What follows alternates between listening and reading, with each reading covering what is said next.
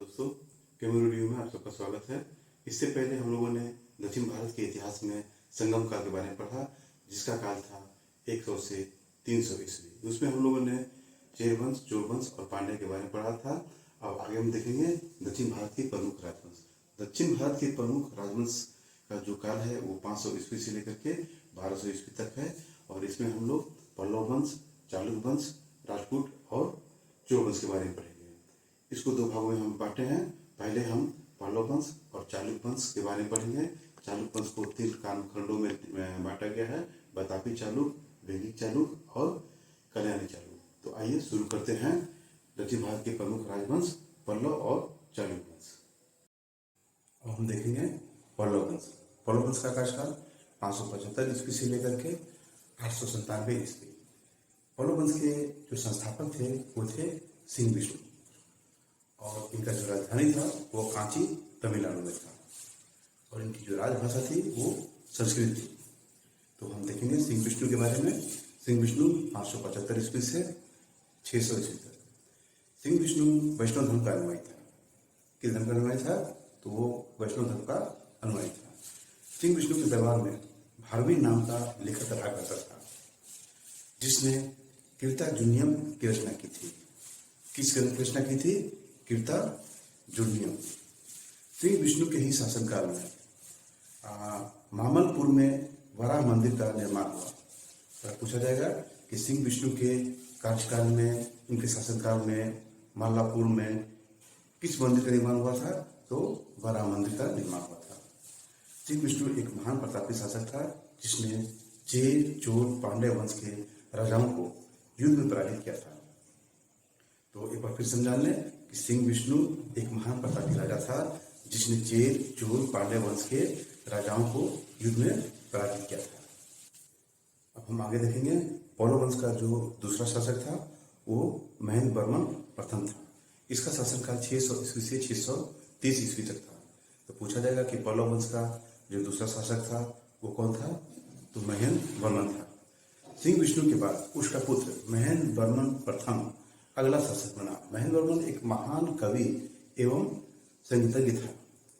जो सिंह विष्णु थे, उनका जो पुत्र था महेंद्र वर्मन प्रथम, वो एक महान कवि और संगीतज्ञ था।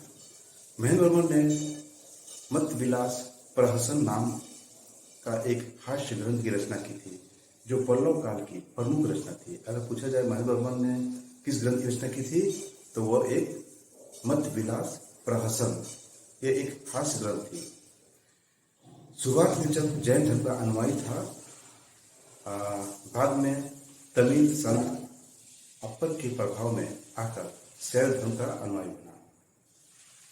महेंद्र वर्मन के शासनकाल में चालुक्य नरेश पुलकेशिन द्वितीय ने आक्रमण किया था और पल्लव शासक महेंद्र वर्मन को युद्ध में पराजित किया। यहीं से पल्लवों को चालुक्यों के बीच युद्ध की शुरुआत हुई थी।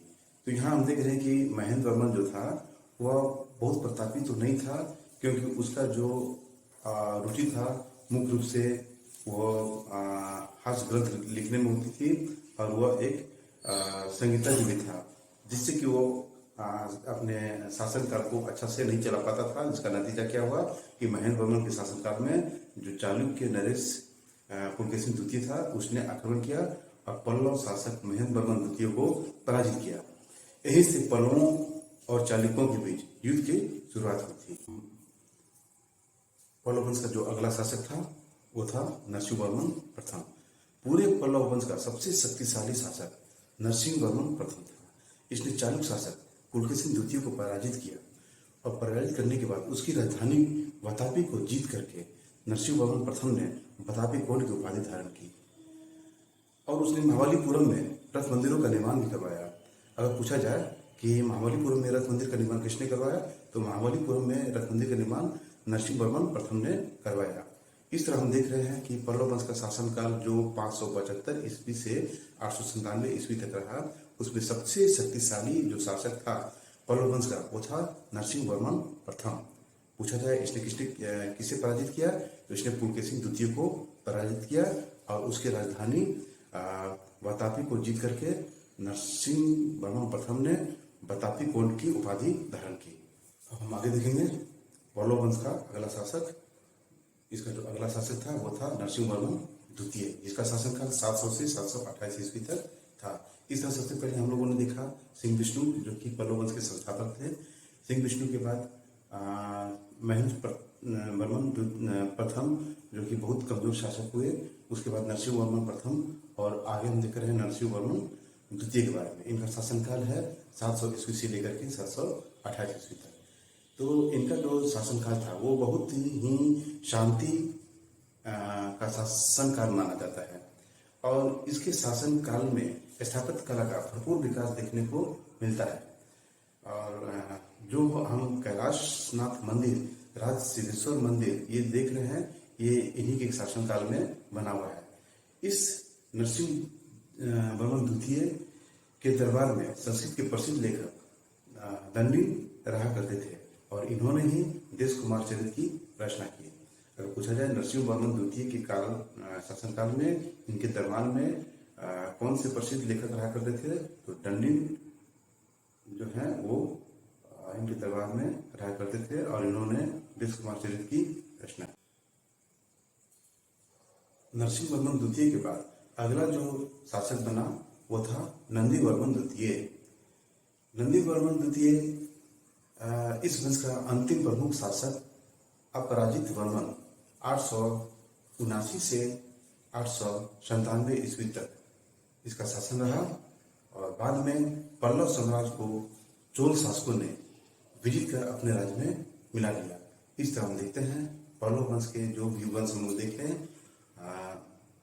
उनमें सबसे आखिरी में नंदी वर्मन द्वितीय है, और नंदी वर्मन द्वितीय को पराजित कर चोल वंश ने अपना शासन स्थापित फिर से कर लिया। अब आगे हम देखेंगे चालुक्य वंश। चालुक्य वंश के अंतर्गत सबसे पहले हम देखेंगे बतापी या बादामी के चालुक्य, फिर अगला भाग देखेंगे वेंगी के चालुक्य, और फिर उसके आगे देखेंगे कल्याणी के चालुक्य। बतापी या बादामी के चालुक्य को प्राचीन चालुक्य भी कहा जाता है, और इस वंश के शासक जयसिंह थे। जयसिंह ने जिन्होंने इसकी राजधानी बतापी बनाई। इस वंश का सबसे प्रतापी शासक जो था वो था पुलकेशिन द्वितीय। तो इस चैप्टर में हम सबसे ज्यादा पुलकेशिन द्वितीय के बारे में ही देखेंगे। पुलकेशिन द्वितीय जो था इस वंश का सबसे महान शासक हुआ। इसने पश्चिमी गंगवंश, कदम वंश और पुष्यभूमि वंश के शासक हर्षवर्धन को पराजित कर परमेश्वर की उपाधि धारण की थी। पुलकेशिन द्वितीय ने वेंगी आंध्र प्रदेश को जीतकर अपने भाई विष्णुवर्धन को वहां का शासक नियुक्त किया था। इसी के साथ वेंगी की चालुक्य की नींव रखी गई थी। इस तरह हम देखते हैं कि जो बतापी का चालुक्य था, बतापी या बादामी के जो चालुक्य हैं ये प्राचीन कहे जाते हैं, और जो वेंगी के चालुक्य थे वो पूर्वी भाग आंध्र प्रदेश में थे, और उसके आगे फिर हम देखेंगे कल्याणी के चालुक्य जो कि पश्चिमी भाग में थे।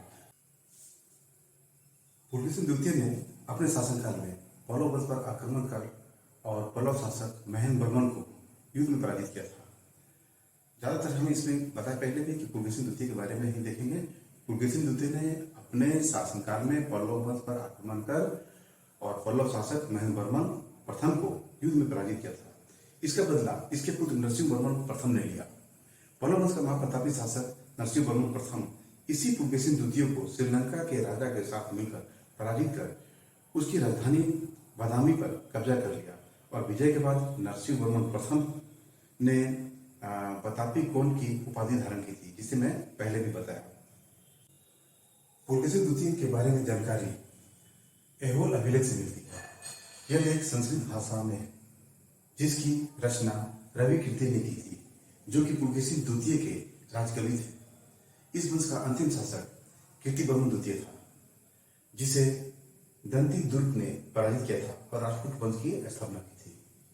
कल्याणी के चालुक्य, जिन चालुक्यों ने हैदराबाद स्थित कल्याण को अपनी राजधानी बनाया, वो कल्याणी के चालुक्य कहता है। इस वंश की स्थापना तैरब द्वितीय ने की थी। इस वंश की स्थापना किसने की थी? तो तैरब द्वितीय ने की थी। इन सभी में सबसे महाप्रतापी शासक विक्रमादित्य 6 मतलब छठा था। इसने कई विद्वानों, कवियों को अपने दरबार में आश्रय दिया था। इसके शासनकाल में प्रसिद्ध कवि विज्ञानेश्वर और बिल्हण रहा करते थे। बिल्हन विक्रमांक चरित्र और विज्ञानेश्वर मिताक्षरा नामक ग्रंथ की रचना किया। इस वंश का अंतिम शासक जो था वो था सोमेश्वर चतुर्थ। वेंगी की चालुक्य या पूर्वी चालुक्य, पुलकेशी द्वितीय ने इसे जीतकर अपने छोटे भाई विष्णुवर्धन को यहाँ का राजा घोषित किया, यहाँ का राजा बनाया। इसने अपनी राजधानी और इसकी राजधानी वेंगी बनाया था, जो कि आंध्र प्रदेश में है, इसलिए ये वेंगी की चालुक्य कहलाया।